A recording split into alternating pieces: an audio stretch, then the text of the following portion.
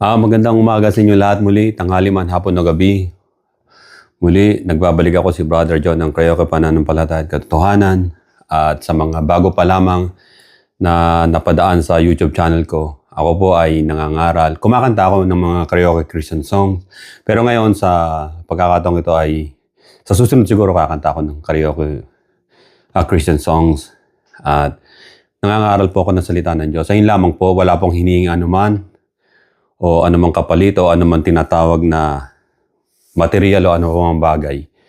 Ang aking ginagawa po ay voluntary po, sa sarili ko lamang po pagpapasya na according po sa salita ng Diyos. At kung makikita ninyo na hindi ako katulad ng iba nangangaral na nakabarong Tagalog, naka-Amerikana, just probably style nila yon para maganda raw tignan o class o ano. Hindi ako ganun.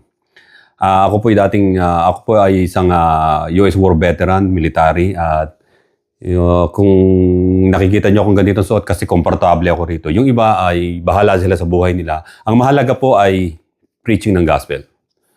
At kung mamarapatin ninyo sa history ng Christianity, ang mostly na nangaral na kumalat, na ipakalat nilang salita ng Diyos. Alam nyo kung anong mga tao sila?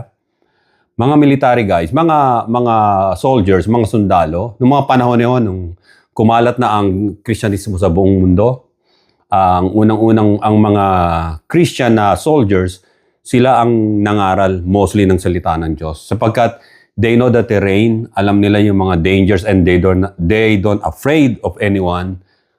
Madala lang nilang salita ng Panginoon. At kung may mga nangangaral ngayon, yung mga laki sa bahay, yung privilege, yung mga ganyan, ay yun ang mga mareklamo. At sila yung nagsasalita, yung mga anak-anak ng mga reverendo, preacher, they don't know what they're talking about. They don't know the real hardship o yung tinatawag na klase ng pamumuhay.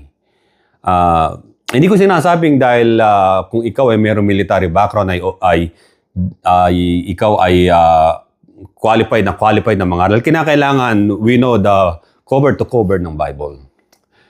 Nung natatandaan ko, ito ay early 90s, sa Philippines, nangaral ako ng almost 1 year dun sa DCRJ na radio station AM. At yung mga ibang nangangaral na preacher doon, mga malalaking tao, malalaking magnakaw sa mga times and offering nila. At may isang babae ron na teacher siya sa Bulacan. At ayaw niya ron sa station manager. Wala namang ginagawa station manager. Siguro dahil hindi Christian, ayaw magpa-convert ng isa sa, syempre, siguro, ganun. Ayaw niya, syempre, may sarili siyang pananaw. At asar na asar yung babae na yon, na asawa ng preacher yon, yung reverendo, ng anak niya ay isang senador ngayon na kumulimbat ng 30 million peso sa flood control money na corruption. Dinala daw siya sa sulok. Yung nagkakwento sa akin yung station manager na babae. Tapos dinuro-duro at minura. Sabi sa akin ng station manager na ikwento niyan, isa ka rin ba sa kanilang ganun? Sabi ko, hindi. Nangangaral lang ako ng salita ng Diyos. Alam mo naman ako na nangangaral. Nakikita niya ako ron, lagi. Ang binabanggit ko lang salita ng Diyos, kung magbanggit man ako ng iba na salita, basta salita ng Diyos. Ngayon, binobrought up ko yung mga ganong mga tinatawag na naging bad experience ng ibang tao. Kasi nga, hindi lahat ng nangangaral salita ng Diyos ay sa Diyos. Baka sila pa yung nakita natin na ibubulid ng Diyos sa lawa ng apoy ng impyerno. Kasi sabi sa Biblia, maraming tao magsasabi, Lord, Lord, Lord, nangaral naman kami. Nakapagpatayo kami ng malalaking mga sambahan. Nangaral kami sa mga daanan. Nangolekta pa nga kami ng maraming ikaput, tithes, and offering. Pero sasabihin ng Panginoon, hindi ko kayo kilala, kayo mapagawa ng masama. Kaya natatandaan ninyo na kapag nakakita kayo nangangaral maganda ang bihis, hindi katulad ko, nangangahulugan ba na siya'y tagalangit? At kapag nakakita naman kayo ng katulad ko, ay nangangahulugan ba na ako'y taga-impyerno? Hindi. Kinakailangan ma-realize natin sa salita ng Diyos ang sinasabi ng isang tao, kung ang Panginoon niya ay Jesu Kristo, ay malalaman po natin yun. Yun nga, kaya nga, yung station manager niya, balik tayo ron. Sa Santa Mesa yun, sa Santa Mesa, Manila, yung DCRJ. Binigyan niya ako ng free, libre, walang bayad na time slot. I think 2 beses yun. Yun. Nagpasalamat ako sa kanya. Kasi sabi niya, bakit ibang-iba ka sa iba? Bata pa lang ako noon, nangangaral. Hindi ganitong edad ko noon. But ibang-iba ka sa kanila kasi ang dinadala ko lang ay si Kristo. Kaya ang unang tinanong niya, kabilang ka ba sa kanila? Ganon din ba yung pananaw mo sa... Hindi, sabi ko hindi. Ang pinapangaral ko si Kristo. Sila pinapangaral nila yung gahaman, yung likaw ng kanilang mga bituka. Maraming ganyan sa Philippines. Ito ba kwento ko sa inyo? Estudyante ako sa... Alam niyo yung AMA, di ba? Computer Science. First year ako noon eh. Lalakad ako. Kasi naglalakad lang ako sa Pilipinas. Kung malapit lang naman, siguro mga 2 kilometro, nilalakad ko yon para makatipid ng pamasahe. Lakad ako. Nakita ako sa isang gas station ng isang preacher na pala siya. Ayun yung tinuturuan ko mag-gitara dati sa isang church na mukhang pera. Yung sinabi ko sa inyo, yung ang anak ay kasi naimbitahan ako dati ron eh. Doon ako nagtuturo ng umaten. Ang daming evil na nakita ko ron. Basta, mamaya sabihin ko, hanggang tuloy-tuloy. Sabi sa akin. Sabi ko, oy bro, kamusta ka na? Imbanat sa akin eh, imbisa, kamustahin ako, kamusta ka na rin? Kita mo yan, bigay sa akin ng Lord yan. Kotseng pula. Hindi ko alam kung anong pula, pero hindi siya brand new, pero pula na akala niyo sports car. Bigay sa akin ng Lord yan. Ginanon ako, sabi ko, sa isip ko, who cares? Ganun ba? Napakaswerte mo, kapatid, sabi ko gano'n. Pastor na ako sa yung ganung yung religion niya na dati ko siya tinuturuan ng gitara. That's good for you. Naglalakad lang ako eh. Sige, kamusta na lang sa mga ibang ginanong ko yung mga kakilala natin. Yung sa akin, sabi ko lang sa Panginoon na ang tao talaga, minsan nagbabago. Sabi ko ganun. Pero hindi ko dinamdam. Sabi ko ganun. Imbis na kamustahin ako, ang niya kagad sa akin, binungad, yung sasakyan niya. It's just a car, sabi ko sa isip ko. Forget about it. It's just a car. It's just a car. Yeah. So, hindi kasi, sa Pilipinas kasi, kapag may kotse ka, akala ay ikaw isa ka ng tinatawag na untouchable. Hindi tulad sa Amerika, pag may sasakyan ka, just nothing. It's just a necessity so that you can go to your work, to your school, and you can buy your grocery to the store or market para makagala ka, hindi pagyayabang. Yung mga Tesla nga dito, yung mga electric cars, tinatambakan lang ng mga gamit nila sa yung mga hybrid cars na mga it's not that important sa isang bansang katulad dito kasi anyone can eat na katulad ng mga pagkain ng mga well-to-do. Kasi mura pagkain. Hindi tulad sa Pilipinas. Mga mayayaman lang yata nakakain ng Kaya yung mga taong nagngangaral salita ng Diyos, gusto nila, they wanna get all money. All of the money sa mga taong umaatin sa kanila para they can have maging well-to-do sila. Si Brother Joe ay hindi ho ganon. Hindi ho ganon. Kung magsisikap ako sa sarili ko. So, nandito ako sa northern part ng California, sa US. At nakarating na rin ako sa iba't ibang 50 states. At nakapasyal na rin ako sa iba't ibang part ng Europe. At hindi dahil sa nangangaral ako, nangongolekta ako ng pera, hindi. Dahil sa, kung pag ikay nagtatrabaho, may sarili kang pagsisikap, makakapasyal ka sa mo. So, ang Biblia ay hindi ko ginawang bread and butter ko. Hindi ho.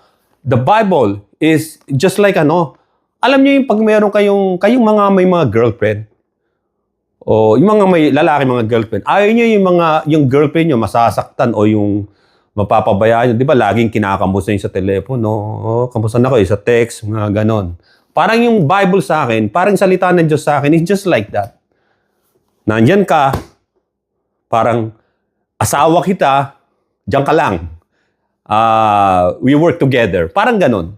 Ibig sabihin nito, kapag isang tao ang focus niya sa nalalabi niyang buhay, kasi napakaswerte natin when we reach 80 years old, when you reach or you pass the 50 years ng buhay mo, you're so lucky. So, kaya nga ang sa akin, I never celebrate my birthday.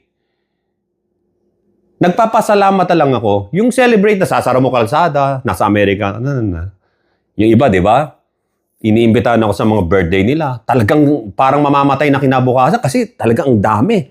Ang daming mga lechong kawali, mga manok, mga matataba. Talagang parang mamamatay ka na kinabukasan pag kumain ka nun ng marami. So, ayun ang nangyayari. Kasi sa akin, bata pa lang ako, ay, hindi ako nagse-celebrate ng birthday na ano. May cake nga eh. Ang laki-laki ko na nung maybe nagbigay lang sa akin ng cake na ano. Pero I don't celebrate. It doesn't mean na hindi ako nagpapasalamat sa Diyos. Nagluluto lang ako ng lugaw, goto. Iluluto ko yun. Yung lola ko nung buhay pa, pag pansit, minsan sopas yun. Ayun lang ang gusto ko, alam nila yun eh. Hindi ako hindi ako nag-expect ng regalo. Nagtatago pa nga ako pag birthday. Birthday niya, punta natin. Nagtatago ako, maalis ako, punta ako sa mga mall. Nagagala-gala lang ako ron. Tapos nung ko naubusin yung oras ko, uwi na lang ako. Di wala. Wala sila eh. Hindi ako maghahanda kasi alam niyo sa Pilipinas, ganun. Pupuntahan ka para may handa, para makakain. Eh kahit isang pirasong kending ibabalot nila, walang regalo. Ganun naman talaga ron. Ako kasi hindi nag-expect. So ayun ang gusto kong paliwanag o nasabi ko rin sa inyo na maraming ganun. Kaya nga yung mga evil ng mga religion dyan sa Philippines, mga gumagamit ng Bible, they said they are Trinitarian. But no, they're just ang tawag rito, cover up lang nila yon. These preachers, mga Filipino preachers especially, na nangangaral ng gospel, mga evangelicals pa, born again, they're all wanted to establish their own kingdom. They want your money. They want your money through tithes and offering and gift giving, mga ganon. They all want your money. Not na sabihin nila ang katotohanan. Pero ako dito, I can preach the gospel. I don't need your money. I don't need their money. Whether I'm hungry or not, I'm not gonna tell you whether I'm hungry or not. I just want to preach the gospel. At kapag wala na ang tapos na ang buhay ko, that's it. I'll fly away. Kaya yung song na, I'll fly away. Oh glory, I'll fly away. Meron ako ditong mabasahin din. Marami nagtatanong nito, kailan daw nalaman ni Jesucristo o kailan naunawaan ni Jesus Christ na siya ay anak ng Diyos? It's a legit question eh. Yung mga nagtatanong ng ganyan, meron silang talinong ginagamit eh.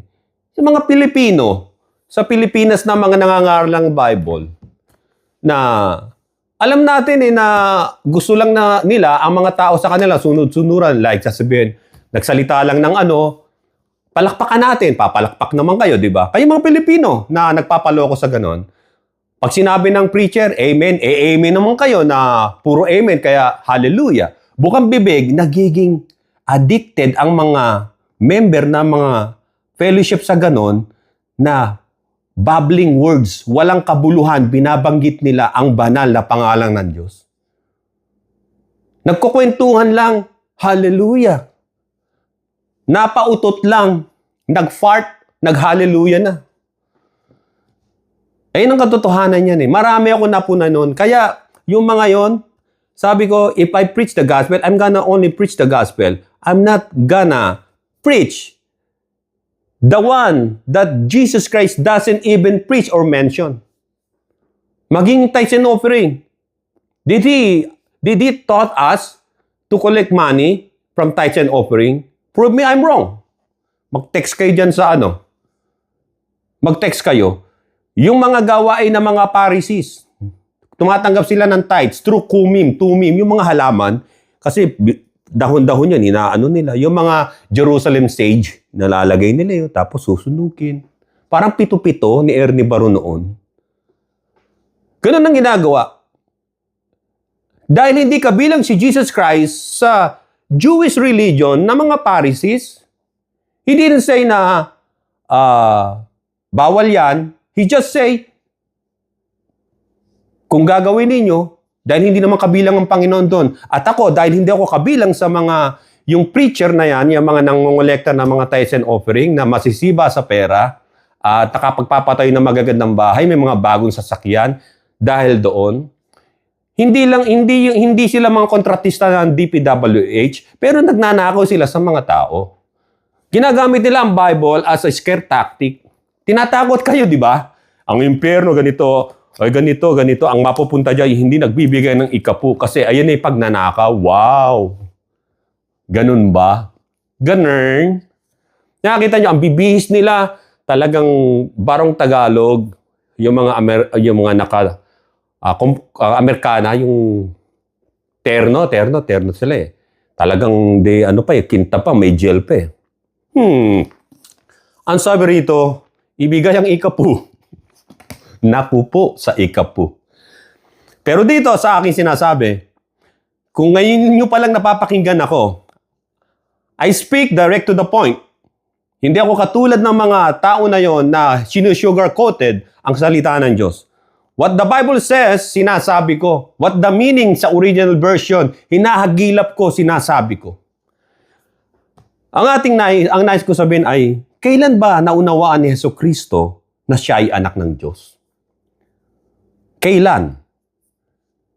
Kailan siya nagkaroon ng unawa na siya ay anak ng Diyos? Doon sa Matthew chapter 16 verse 13 hanggang 16, Matthew chapter 17, Matthew chapter 16, 13, 16, 17, 18, 19, yung verse na yon, titignan ko lang ho. Ang ginagamit ko ay, ang favorite ko talagang gamitin ay New King James Version. Pero yung King James Version ay ginagamit ko rin yan. Marami naman akong mga version dito sa Bible. Marami akong klase ng version sa Bible. But they're all the same. Yung diwa nito ang medyo na iba lang ng konti. Pero they're all the same na translation din. Dito sa 16, makikita natin dito sa 16. Basahin ko lang mga kapatid.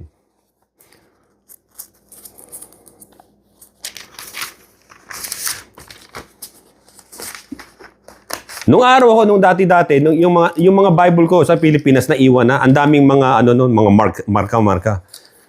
Ginaganong ko lang, alam ko na kung saan nakalagay yung So, ngayon, dahil ito, bago to, wala naman akong marka pang ginagawa masyado.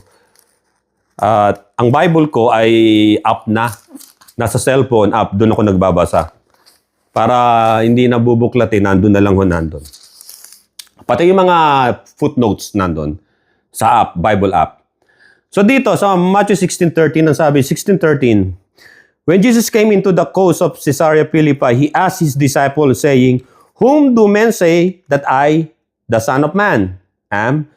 Ang sabi, and they said, some say that thou art John the Baptist, some Elias, or Elijah, and others, Jeremiah, or one of the prophets. He said unto them, but whom say ye that I am? Verse 16, and Simon Peter answered and said, thou art the Christ, the Son of the living God. Verse 17, and Jesus answered and said unto him, blessed art thou, Simon Bar-Jonah, for flesh and blood hath not revealed it unto thee, but my Father which is in heaven. Yung sinabi na, and I say unto thee, thou art Peter, and upon this rock I will build my church, and the gates of hell shall not prevail against it. And I will give unto thee the keys of the kingdom of heaven, and whatsoever thou shalt bind on earth shall be bound in heaven, and whatsoever thou shalt loose on earth shall be loosened in heaven. Binibigay kasi ang susi, kaya pinoportray nila ng mga Roman Catholic, si Pedro may hawak ng susi. Pero hindi yung si Pedro ang may hawak ng susi. At hindi tinatag kay Pedro ang church. Hindi ho.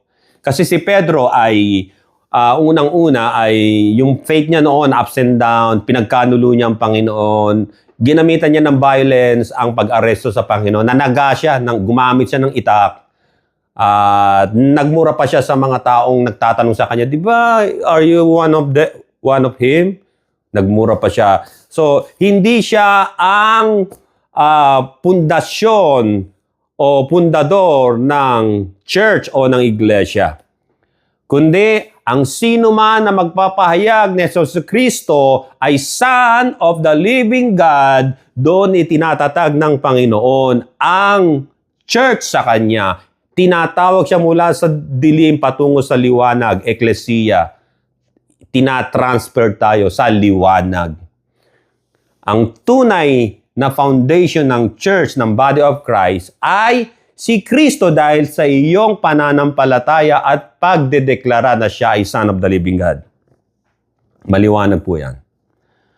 Paano nalaman na si Kristo ay anak ng Diyos? When He was 12 years old. Tandaan nyo, when He was 12 years old,